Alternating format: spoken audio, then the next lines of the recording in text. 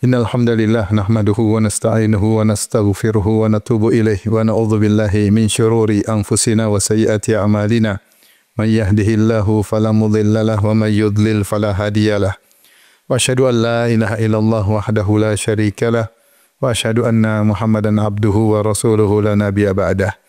Ya ayyuhalladzina amanu taqullaha haqqa tuqatih wa la tamutunna illa wa antum muslimun. Fa in asdaqal hadithi kitabullah wa khairal huda huda Muhammadin sallallahu alaihi wasallam. Wa syarral umuri muhdatsatuha wa kullu muhdatsatin bid'ah wa kullu bid'atin dhalalah wa kullu dhalalatin finnar. Ma'asyiral muslimin, usikum wa nafsi bitaqwallah faqad fazal muttaqun. Sejarah membuktikan dan membenarkan sabda Nabi sallallahu alaihi wasallam bahwasanya fitnah terbesar bagi lelaki adalah fitnah wanita. Rasulullah SAW bersabda, "Ma taraktu ba'di fitnatan adarra 'ala rijal minan nisa."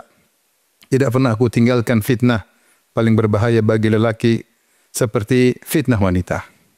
Jika Nabi sampaikan hal ini 1400 tahun yang lalu, dikala sarana fitnah masih sedikit, apatah lagi zaman sekarang, di mana sarana untuk berzina terbuka seluas-luasnya dan selebar-lebarnya dengan berbagai macam variasinya. Oleh karena seorang bertakwa kepada Allah Subhanahu wa taala untuk menjauhi zina dengan berbagai macam sarananya. Siapa yang berhasil menjauhi zina, maka dia dimuliakan oleh Allah Subhanahu wa taala. Allah sebutkan tentang manqabah di antara keutamaan Nabi Yusuf alaihissalam. Beliau berhasil meninggalkan zina, padahal faktor-faktor penggoda begitu kuat dan sangat luar biasa. Demikian juga Nabi SAW bercerita tentang Juraij, seorang saleh dari Bani Israel yang juga berhasil lolos dari godaan wanita pezina paling hebat di zamannya.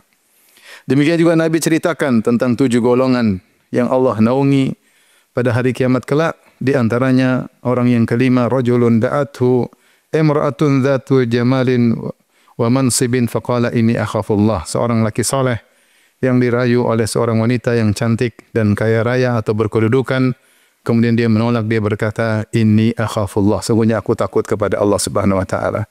Nabi juga SAW menceritakan tentang kisah 3 orang pemuda yang terjebak dalam goa. Di antaranya dia berdoa dengan mengandalkan satu amal solehnya, yaitu ketika dia sudah berkesempatan untuk menzinai sepupunya, tiba-tiba dia diingatkan oleh sepupunya tersebut, "Ya Abdullah, ittaqillah wa la tafuddal khatam ila bihaqqi."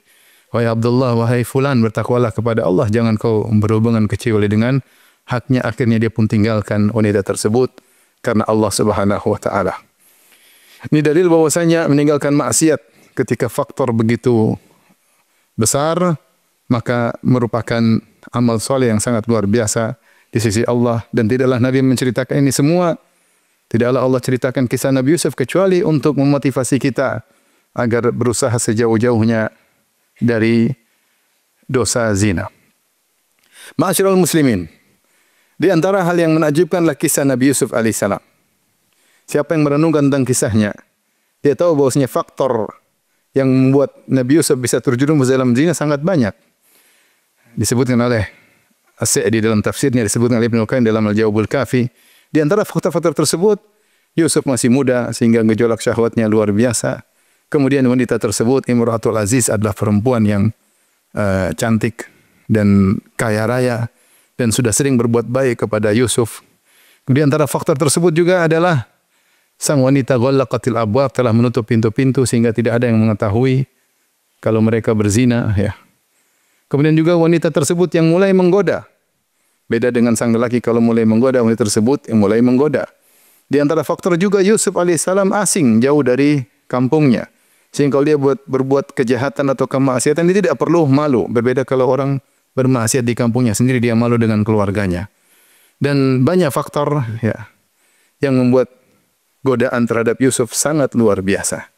Namun bagaimana dia bisa lepas dari jeratan yang sangat berat tersebut? Ini yang ingin kita pelajari. Apa yang membuat Yusuf alaihissalam bisa lolos dari godaan-godaan tersebut yang mungkin salah satu di antara kita jika dapat satu faktor saja dia sudah terjungkal dan sudah terjatuh. Bagaimana lagi jika terkumpul 10 faktor atau 12 faktor yang luar biasa, ternyata Yusuf alaihissalam bisa terhindar darinya. Apa saja Allah sebutkan ya dalam Al-Quran ketika warawadatul lati huwa fi baiti an nafsi wa ghallaqatil abwaba wa qalat hayta lak. Imra'atul Aziz mulai merayu Yusuf dan dia telah mengunci pintu-pintu dan dia mengatakan kemarilah berzina denganku. Yang pertama kali Yusuf alaihissalam lakukan dia berkata ma'adzallah, aku berlindung kepada Allah. Untuk selamat seorang harus berlindung kepada Allah, jangan percaya diri kepada iman yang dia miliki. Seorang tidak tahu kapan imannya jatuh. Seorang tidak tahu kapan titik lemah imannya. Oleh karenanya di antara cara agar bisa terhindar dari fitnah wanita, merengek-rengek minta kepada Allah agar lindungi oleh Allah Subhanahu wa taala. Yusuf berkata, "Ma'adzallah, aku berlindung kepada Allah Subhanahu wa taala." Ini faktor utama dan paling pertama, berdoa kepada Allah agar terhindar dari fitnah wanita dan jalan-jalan menuju fitnah tersebut. Yang kedua, faktor yang atau sebab yang dilakukan Nabi Yusuf alaihissalam, dia berkata, "Innahu Rabbi ahsana maswaya." Sungguhnya Tuanku telah berbuat baik bagiku. Innahu Rabbi, di sini ada dua tafsiran. Tafsir pertama, Yusuf mengatakan, sungguhnya Tuanku yaitu majikanku, yaitu suamimu telah berbuat baik kepadaku. Bagaimana aku bisa mengkhianatinya? Tafsir yang lain yang mengatakan, Innahu Rabbi, maksudnya Allah. Allah telah berbuat baik kepadaku. Bagaimana aku membalas kebaikannya dengan melanggar larangannya. Di antara hal yang membuat kita bisa terhindar dari kemaksiatan, ingat betapa banyak kebaikan Allah yang Allah berikan kepada kita. Allah berikan kepada kita kenikmatan pandangan, kenikmatan pendengaran, kesehatan tubuh, harta, dan waktu luang, dan banyak kenikmatan. Diberi kenikmatan ada istri, ada anak, ya, ikut pengajian, banyak sekali kenikmatan. Kemudian kita balas kenikmatan tersebut dengan menggunakan nikmat tersebut untuk membangkang kepada Allah. Maka di antara tafsiran, Nabi Yusuf berkata, Innahu Rabbi, sungguhnya Allah telah berbuat baik kepadaku. Bagaimana aku balas kebaikannya dengan membangkang perintahnya. Di antara faktor yang atau sebab menjadikan Nabi Yusuf alaihissalam selamat, dia mengatakan, Innahu la yuflihu zalimun. Sungguhnya orang-orang zalim tidak akan beruntung, tidak akan mencapai kebahagiaan.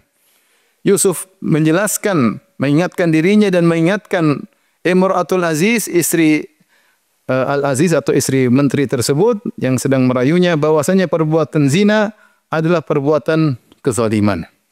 Perbuatan zalim. Seorang berbuat zalim kepada dirinya sendiri. Bahkan dia bisa menzalimi orang lain. Oleh karenanya dalam satu hadis, Inna fatan syaban ista'dzana li Rasulullah sallam bizina. Ada seorang pemuda datang kepada Nabi sallallahu alaihi wasallam minta izin untuk bisa berzina. Ya Rasulullah, idzan li bizina. Ya Rasulullah, izinkan aku untuk berzina. Fazajjarahun nas, orang-orang pun menghardiknya. Kata Rasulullah sallam, udunu minni, dekatlah kepadaku. Dia sudah tidak kuasa lagi ingin melakukan satu maksiat, tapi dia tidak ingin berdosa. Fitnah syahwat sudah bergejolak dalam hatinya sampai dia datang minta izin. Dia takut dosa tapi dia ingin dapat izin. Sementara dia harus lampiaskan syahwat tersebut. Maka dia mengatakan, dan ini pertanyaan yang aneh, tapi itu terjadi. Dia bertanya, ya Rasulullah, idzan li bizina, izinkan aku untuk berzina. Rasulullah suruh dia dekat, Rasulullah ajak dia berfikir. Kata Rasulullah sallam, ya, atuhibbuhu li ummik? Kau suka kalau zina dilakukan pada ibumu? Kata dia, la, tentu tidak ya Rasulullah.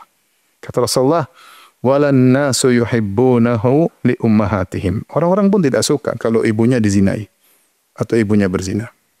Rasulullah bertanya lagi, atuhibbuhu li bintik?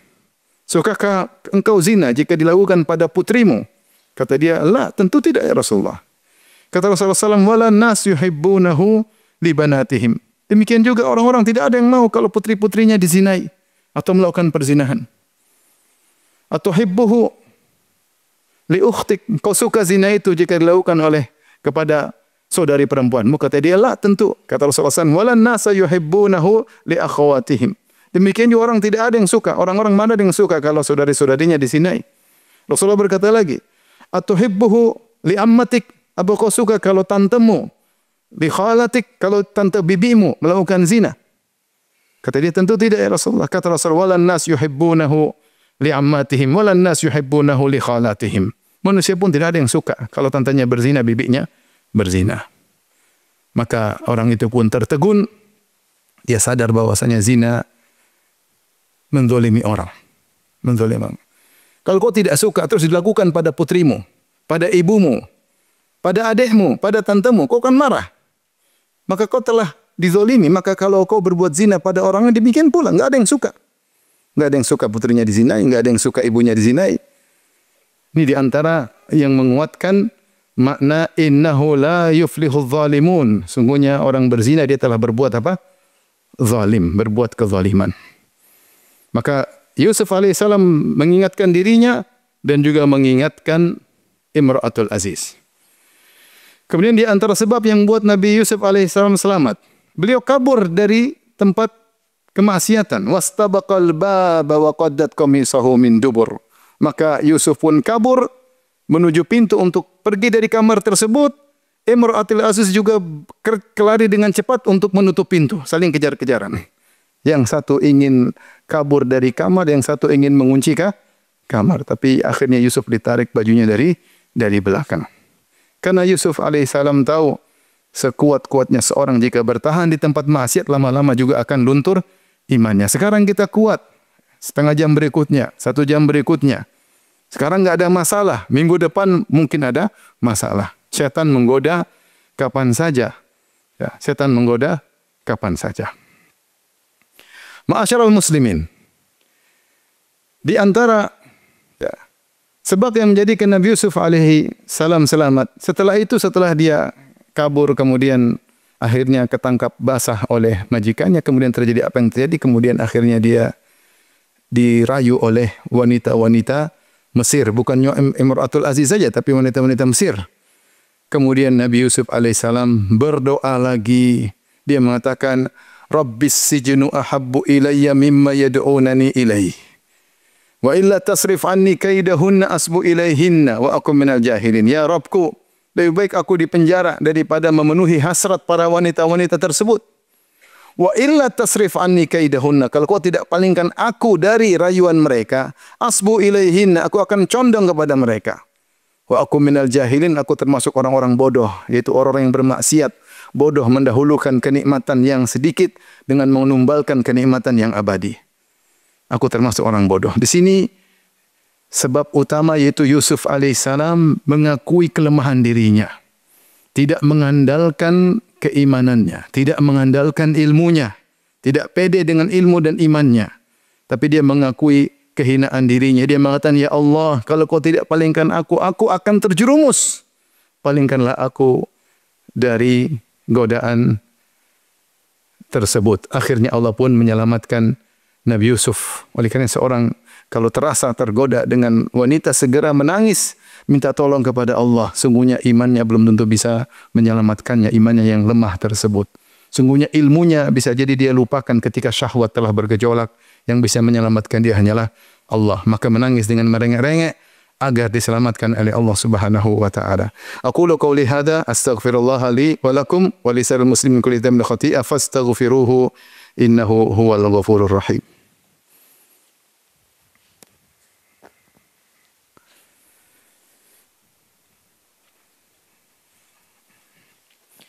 Alhamdulillahi ala ihsanihi wa syukru lahu ala taufiqihi wa amtinanihi. Asyhadu an la ilaha illallah wahdahu la syarika lahu ta'ziman li sya'nihi.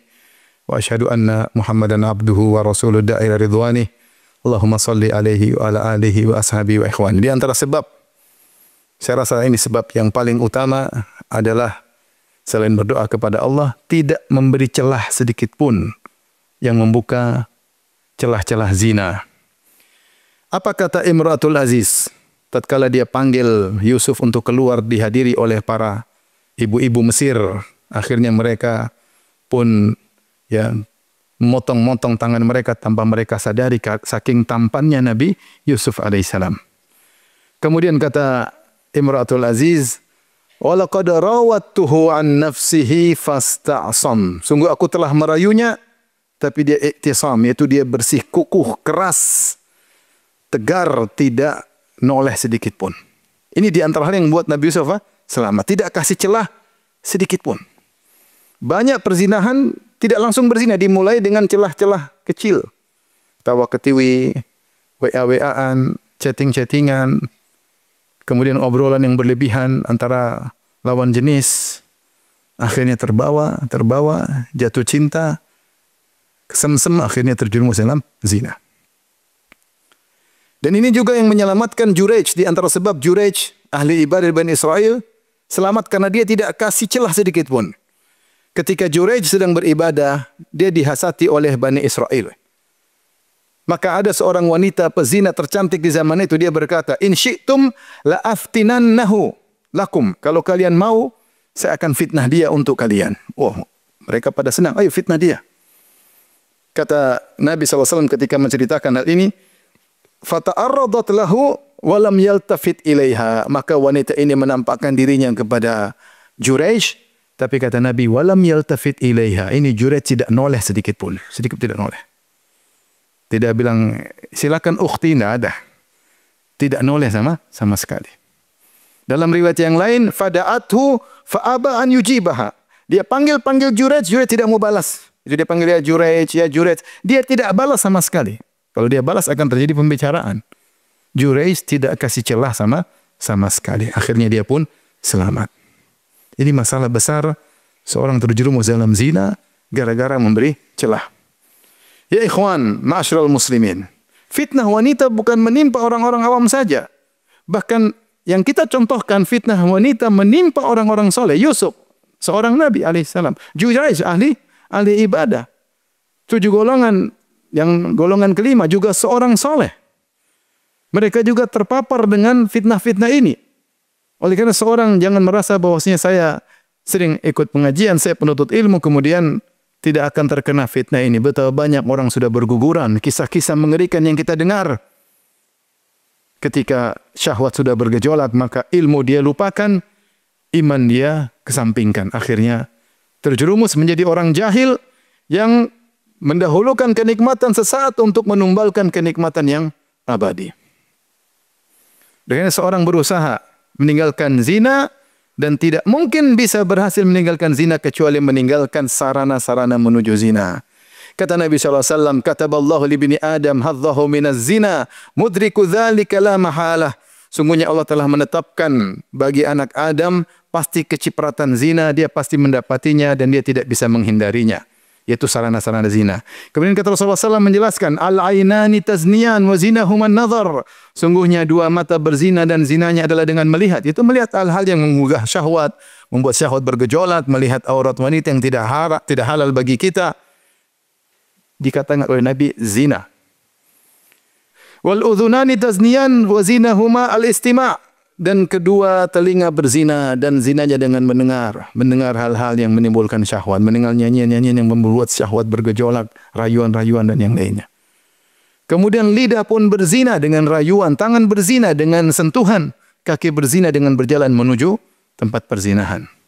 Kemudian kata Nabi, "Wan nafsu tatamanna wa tashtahi." Dan jiwa berangan-angan dan bersyahwat, memikirkan, menghayalkan zina. Kemudian kata Nabi, wal farju yusaddiqu dzalik au yukadzibuh. Tinggal terakhir kemaluannya membenarkan, yaitu mengeksekusi terjadinya zina, atau kemudian dia meninggalkan zina tersebut. Ini dari Nabi SAW isyarat bahwasanya kalau ingin selamat dari zina, jaga diri dari hal-hal yang bisa mengantarkan kepada zina. Jangan buka celah sama sekali. Bahkan Rasulullah SAW menamakan wanita yang membuka celah dengan wanita pezina.